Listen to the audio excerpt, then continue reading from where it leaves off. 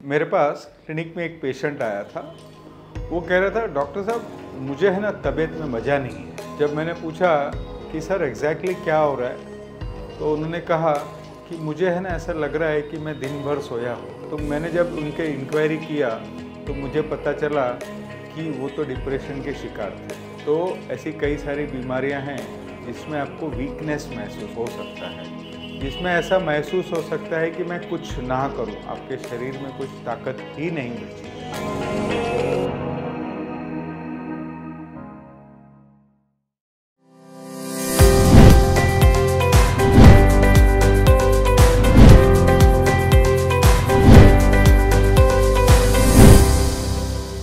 नमस्कार, मैं डॉक्टर रवि हिरानी मेरे इस YouTube चैनल में स्वागत करता हूं।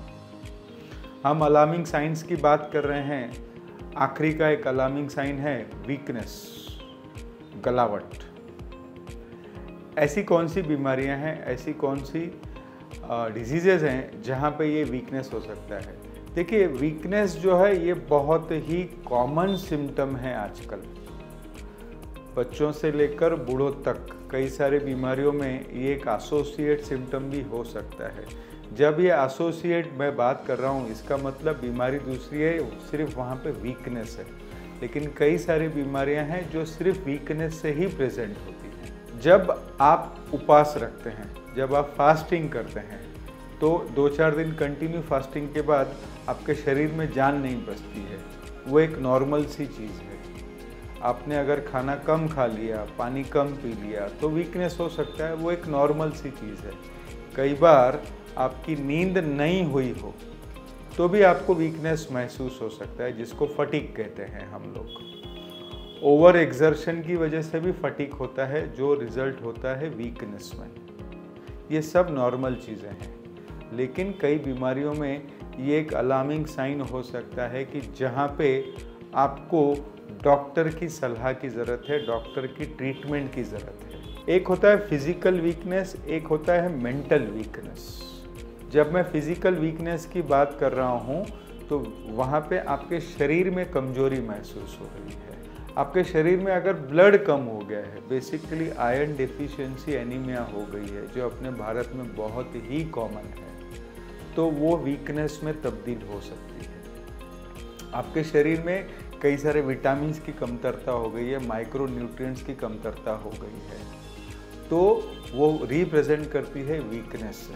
आपके शरीर में कोई भी बीमारी हो, जैसे कोई बड़ी बीमारी हो जिसको डायबिटीज़ कहते हैं, जिसको हाइपरटेंशन कहते हैं, जिसको हम क्रॉनिक डिजीज़ कहते हैं, जो लंबे समय तक रहते हैं, उसमें वीकनेस बहुत कॉमन सिम्टम है। हार्ट डिजीज़ की तकलीफ़ है, आपको लंग्स की तकलीफ़ है, पेट की तकलीफ़ है, तो इनमें भी वीकनेस ये बहुत कॉमन सिम्टम होता है। जैसे जैसे उम्र बढ़ती है वैसे वैसे शरीर की हालत और शरीर में कमजोरी होना ये आम बात है, लेकिन उम्र से पहले कमजोरी आना ये एक अर्ली साइन है कि शायद कोई बड़ी बीमारी तो नहीं हो रही है। आप अपने डॉक्टर से कंसल्ट जरूर कीजिए। ब्रेन संबंधी कोई भी बीमारी हो, जैसे पार्किंसन डिजीज़ हो गया, जैसे कुछ माइलाइटिस हो गया, उन सब में वीकनेस बहुत कॉमन है। ये तो हो गया फिजिकल वीकनेस की बात। मेंटल वीकनेस यानी आपके दिमाग में थकावट है, आप शारीरिक रूप से तंदुरुस्त हैं।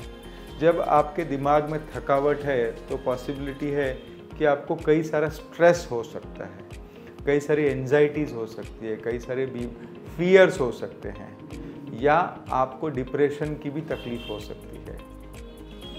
यदि आप कोई कंटिन्यू ब्रेन से संबंधित, मेंटल डिजीज से संबंधित कोई दवाइयाँ ले रहे हैं तो पॉसिबिलिटी है कि वो भी एक मेंटल फटीग में ट्रांसफ़र हो सकता है।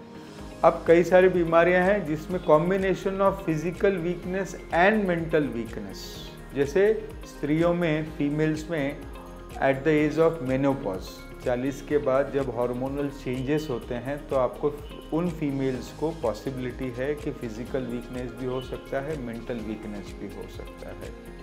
वो मेंटल वीकनेस की वजह से घर का पीसफुल एनवायरनमेंट नहीं रहता है, चिड़चिड़ बढ़ सकती है, आपके मूड फ्लक्चुएट हो सकते हैं। तो इस समय पे आपको डॉक्टर की ज़रूरत है। आप अपने डॉक्टर से कंसल्ट कीजिए। आप अपने डॉक्टर की सलाह लीजिए। वो कोई अगर आपको प्रिस्क्रिप्शन देते हैं तो वो ज़रूर लीजिए, या मेरी सलाह मानिए, होम्योपैथिक दवाइयाँ भी ट्राई कर सकते हैं आप। हमारे होम्योपैथी में कई सारी दवाइयाँ हैं, उसके बहुत एक्सीलेंट रिजल्ट मैंने खुद एक्सपीरियंस किए हैं, मैंने खुद देखे हैं। अगर आपको वीकनेस संबंधी कोई भी शंका हो तो आप निसंकोच मेरे इस व्हाट्सएप नंबर पे कंसल्ट कर सकते हैं। मैं प्रयास करूंगा कि आपको ज़्यादा से ज़्यादा आपको मैं ठीक करूं। हेल्थ रिलेटेड, होम्योपैथी रिलेटेड कई सारे वीडियोस मैं समय समय पर आपके साथ साझा करता रहूंगा। अगर ये मेरा प्रयास आपको पसंद आया हो तो मेरे इस YouTube चैनल को ज़रूर लाइक कीजिएगा, मेरे इस वीडियो को ज़रूर लाइक कीजिएगा, मेरे इस YouTube चैनल को ज़रूर सब्सक्राइब कीजिएगा और ये इन्फॉर्मेशन ज़्यादा से ज़्यादा लोगों तक शेयर कीजिएगा।